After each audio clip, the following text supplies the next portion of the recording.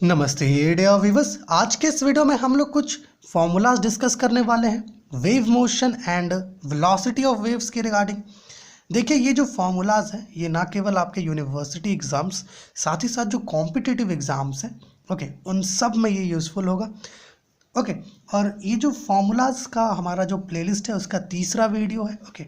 इसके पहले हम लोगों ने दो डिस्कस किया था, एक था फर्स्ट लॉ ऑफ थर्मोडायनामिक्स और दूसरा एंट्रोपी और सेकेंड लॉ ऑफ थर्मोडायनामिक्स। सो आज के इस वीडियो में क्या है, वेव मोशन और वेलोसिटी ऑफ वेव्स के रिगार्डिंग कुछ बेसिक फॉर्मूलाज जो आपको बहुत यूजफुल होंगे। तो सबसे पहला जो स्टार्टिंग हम लोग करते हैं वो वेव इक्वेशन से करते हैं। जो प्लेन प्रोग्रेसिव हार्मोनिक वेव होता है वो किसी मीडियम में जब प्रोपागेट करता है तो उसके लिए कुछ इक्वेशन है वहाँ पर। And that equation is written in different forms, है ना। वो जो इक्वेशन है वेव इक्वेशन, उसको डिफरेंट फॉर्म्स में हम लोग लिखते हैं, बट उसका जो स्टैंडर्ड फॉर्म होता है वो ये वाला है, y is equal to a sine omega t minus k x. ठीक है। अच्छा, एक और चीज़, ये जो इक्वेशन है स्टैंडर्ड इक्वेशन, यहाँ जितने भी इक्वेशंस हम लोग लिखे हैं ये सारे किसके लिए लिखे हैं, जब हमारा जो वेव होगा वो पॉजिटिव एक्स डायरेक्शन की तरफ प्रोपागेट कर रहा होगा। लेकिन जब नेगेटिव एक्स डायरेक्शन की तरफ प्रोपागेट करेगा तो इक्वेशन कुछ ऐसा होता है, y is equal to a sine omega t plus k x होता है। ठीक है, तो थोड़ा ध्यान रखिएगा इस चीज़ को। अच्छा, यहाँ पर ये जो चौथा इक्वेशन आप देख रहे हैं, ये जो इक्वेशन है ये एक्सपोनेंशियल फॉर्म है वेव इक्वेशन का। ठीक है, y इज इक्वल टू ए ई पे पावर आई omega t minus k x. और यहाँ ये जो i है ना, आयोटा होता है कॉम्प्लेक्स नंबर वाला, ध्यान रखिएगा। ठीक है। और ये इसको भी स्टैंडर्ड फॉर्म ही कहते हैं। ये जो है y is equal to a sine two pi by lambda v t minus x, ये भी जो है एक प्रकार का स्टैंडर्ड फॉर्म ही है, बट ये ज़्यादा स्टैंडर्ड फॉर्म में यूज़ होता है, तो इसको ध्यान रखिएगा, इन सब को ध्यान रखिएगा। ठीक है ना, डिफरेंट फार्मूलाज है ना, अलग अलग फॉर्म में दे करके कन्फ्यूज़ कर देता है। ठीक है। अच्छा, यहाँ पर ये जो v है उसको हम लोग कहते हैं वेव वेलोसिटी। वेव वेलोसिटी जो है ना, ये एक्चुअली में फ्रीक्वेंसी और वेवलेंथ के प्रोडक्ट से इक्वल होता है। दूसरा, इधर जो आप यहाँ पर इन सब में जो k देख रहे होगे, k स्मॉल के, दैट इज प्रोपगेशन कांस्टेंट, इसको हम लोग वेव नंबर भी कहते हैं। ठीक है, वेव नंबर भी कहते हैं, ध्यान रखिएगा। प्रोपगेशन कांस्टेंट है, वेव नंबर भी क्या कहा जाता है। ये 2 पाई बाई लैम्डा से इक्वल होता है। लैम्डा क्या है, वेवलेंथ है वेव का। फिर ओमेगा भी दिख रहा होगा आपको इक्वेशंस के अंदर। ये ओमेगा क्या है भैया, एंगुलर फ्रीक्वेंसी है, 2 पाई बाई टी से इक्वल होता है। टी क्या है, टाइम पीरियड। एंड इसको ओमेगा को 2 पाई एन भी लिखते हैं, क्योंकि जो फ्रीक्वेंसी है ना ये 1 बाई टाइम पीरियड से इक्वल होता है। इसके वजह से थिंग्स यहाँ पर हम लोग पुट किए। अभी चलते हैं दूसरा फॉर्मूला में। फिर क्या है, वेव वेलोसिटी का फॉर्मूला, जैसे कि यहाँ पर बताए, वेव वेलोसिटी जो है ये फ्रीक्वेंसी इनटू वेवलेंथ के प्रोडक्ट से इक्वल होता है, अर्थात v जो है is equal to n lambda. But we can also write wave velocity like this, इस प्रकार से भी लिख सकते हैं, v is equal to omega by k। चलिए, तीसरा जो हम लोग यहाँ पर फॉर्मूला लिए हैं, ये फॉर्मूला आपका एक्चुअली में रिलेशन है फेज वेलोसिटी अर्थात वेव वेलोसिटी और पार्टिकल वेलोसिटी के बीच। देखिए, जो वेव वेलोसिटी है ना, इसी को फेज वेलोसिटी भी कहा जाता है। ठीक है, तो ये ध्यान रखिएगा, क्योंकि है ना, कहीं पर अगर वेव वेलोसिटी की जगह फेज वेलोसिटी दिया हुआ हो तो कन्फ्यूज़न ना हो आपको। ठीक है। सो ये क्या है, ये रिलेशन है एक छोटा सा वेव वेलोसिटी और फेज वेलोसिटी के बीच का। u जो आपका कह सकते हो पार्टिकल वेलोसिटी है, और ये v जो है आपका, ये आपका वेव वेलोसिटी है। ठीक है। और यहाँ पर ये जो del y by del x है, ये क्या है, स्लोप है, डिस्प्लेसमेंट कर्व का स्लोप है। ठीक है ना, ये क्या था, आपका रिलेशन था वेव वेलोसिटी और पार्टिकल वेलोसिटी के बीच का। ध्यान रखिएगा, वेव वेलोसिटी और फेज वेलोसिटी दोनों एक ही है। फिर आपका क्लासिकल वेव इक्वेशन, इस क्लासिकल वेव इक्वेशन को differential equation of wave motion भी कहते हैं। है ना, ये जनरल वेव इक्वेशन भी कहते हैं इसको। ठीक है। सो यहाँ पर देखिए, ये है del square y by del t square is equal to v square del square by del x square. ठीक है, ये क्या है, क्लासिकल वेव इक्वेशन है। अभी इसको डिफरेंट फॉर्म्स में लिख करके दे सकता है। जैसे हम लोग इस साइड लेफ्ट हैंड साइड, माफ़ करिएगा, राइट हैंड साइड की तरफ वेव वेलोसिटी के स्क्वायर को रखे हैं, है ना।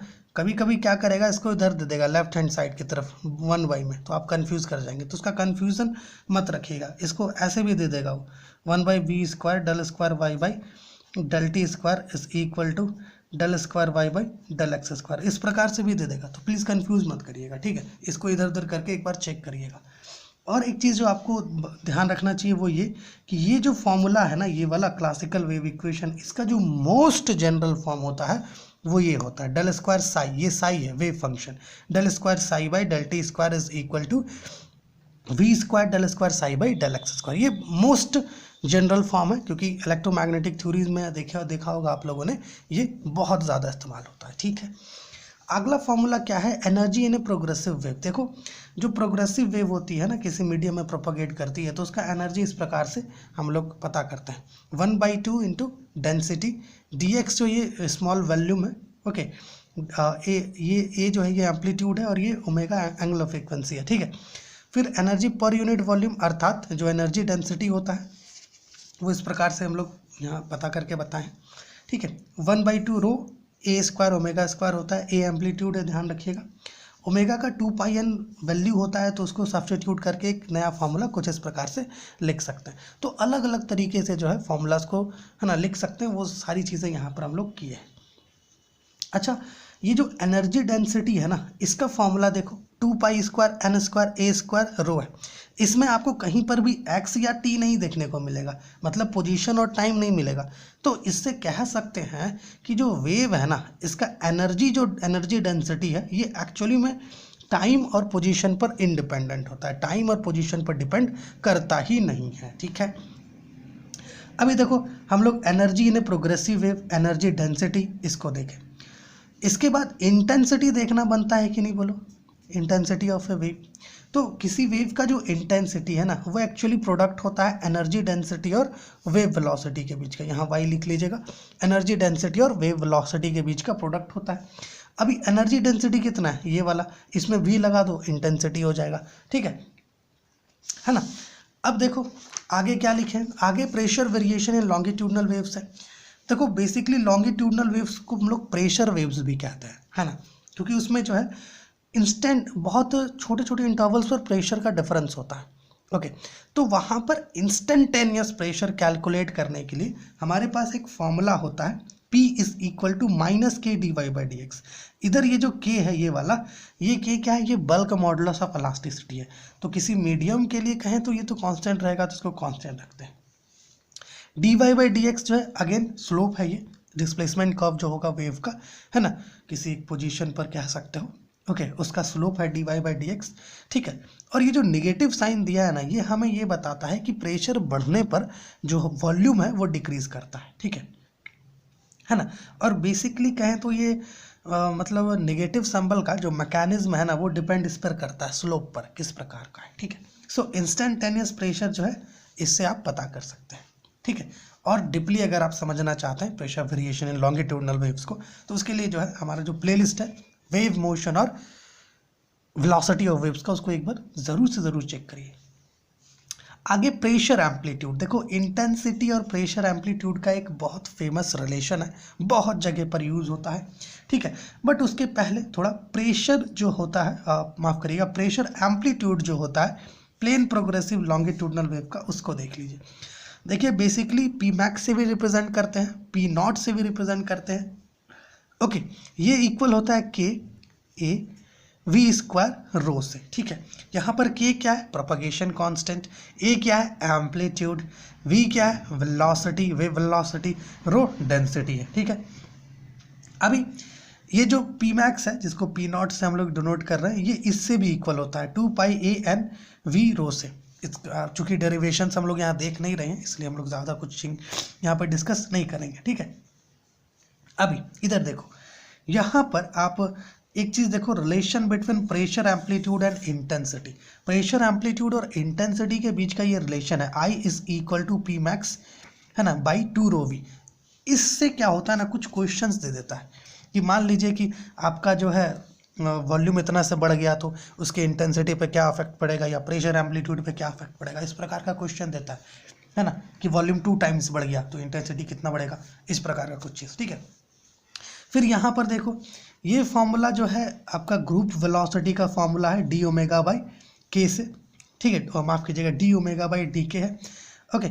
और ग्रुप वेलोसिटी और वेव वेलोसिटी जो है, जिसको हम लोग फेज वेलोसिटी भी कहते हैं, ठीक है, मतलब Vg और V के बीच का एक रिलेशन होता है, Vg is equal to V minus lambda dV by d lambda, माफ कीजिएगा lambda dV by d lambda. ठीक है, ये रिलेशन है आपका ग्रुप वेलोसिटी और वेव वेलोसिटी के बीच का। ठीक है, और ये ध्यान रखिए वेव वेलोसिटी को फेज वेलोसिटी भी कहते हैं।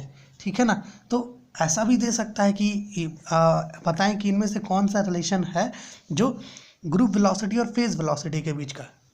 ओके, अभी देखो आगे बढ़ते हैं। Group velocity of gravity waves है।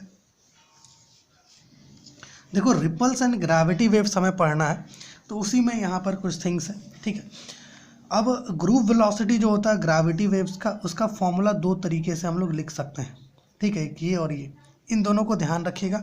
यहाँ पर जी क्या है, ये एक्सक्लूशन ड्यू टू ग्रेविटी है। अब देखो ये क्या है, group velocity of gravity waves है। ठीक है, देखो फॉर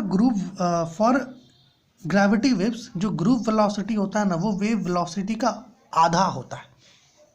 ओके, मतलब है कि for gravity waves Vg is equal to half of wave velocity. Okay, तो this is the important point, इसको भी ध्यान रखिएगा।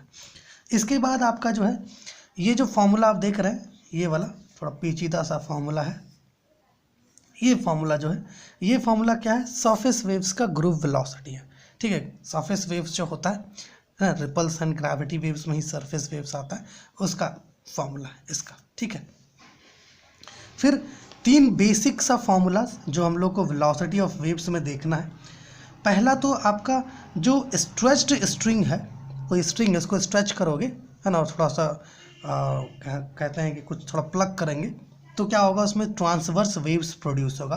तो वो ट्रांसवर्स वेव्स का जो वेलोसिटी है ना, वो इक्वल होता है √T/m से। इधर T क्या है, टेंशन है, और M क्या है, मास पर यूनिट लेंथ है। ठीक है, ये क्या है आपका velocity of transverse waves of A stretch string का फॉर्मूला है। फिर velocity of longitudinal waves in gases. Okay, एक पाइप में कोई गैस है, उसमें लॉन्गिट्यूडनल वेव्स का जो वेलोसिटी है वो इससे निकालते हैं। ई क्या है आपका, कोई मॉडुलस है इलास्टिसिटी का, और रो डेंसिटी है। ठीक है, फिर लास्ट में जो चीज़ आपको ध्यान रखना है, एक तो Newton's formula for velocity of sound and Laplace's correction के केस में जो आपको फार्मूला मिला था, न्यूटन ने ये एज्यूम किया था कि आइसोथर्मल प्रोसेस होता है, यहाँ पर जो कंप्रेशन होता है वो आइसोथर्मल होता है ना, एयर का जो प्रोपगेशन होता है। और लाप्लास ने क्या कहा, अडायबेटिक होता है। तो दोनों ही केस में जो है थिंग्स थोड़ा सा बदला। ठीक है, तो आज के इस वीडियो में क्या किया हम लोग, आज के इस वीडियो में हम लोग जो है कुछ फॉर्मूलाज डिस्कस किए वेव मोशन और वेलोसिटी ऑफ वेव्स के रिगार्डिंग। हमारा जो है एक प्लेलिस्ट है जिसमें हम लोग डिफरेंट टॉपिक्स के रिगार्डिंग जो भी फॉर्मूलाज हैं उसको इसी तरह रिटर्न फॉर्म में है ना एक वीडियो बना करके हर एक टर्म्स को एक्सप्लेन करते हुए है ना वीडियो उस पर अपलोड करते हैं। तो वो जो प्लेलिस्ट है उसको आप ज़रूर से ज़रूर चेक करें, क्योंकि डेफिनेटली ये जो फार्मूलाज हैं ये आपका रिवीजन करवा देंगे, है ना, आपका रिवीजन हो जाएगा फार्मूलाज का। चूँकि जो कॉम्पिटिटिव एग्ज़ाम्स है, यूनिवर्सिटी एग्ज़ाम्स है, हर जगह जो है इन फार्मूलाज का प्रयोग होगा। तो चलिए अगली वीडियो में मिलते हैं आपसे कुछ और डिफरेंट टॉपिक्स के फार्मूलाज के साथ। तब तक के लिए खुश रहिए, आबाद रहिए।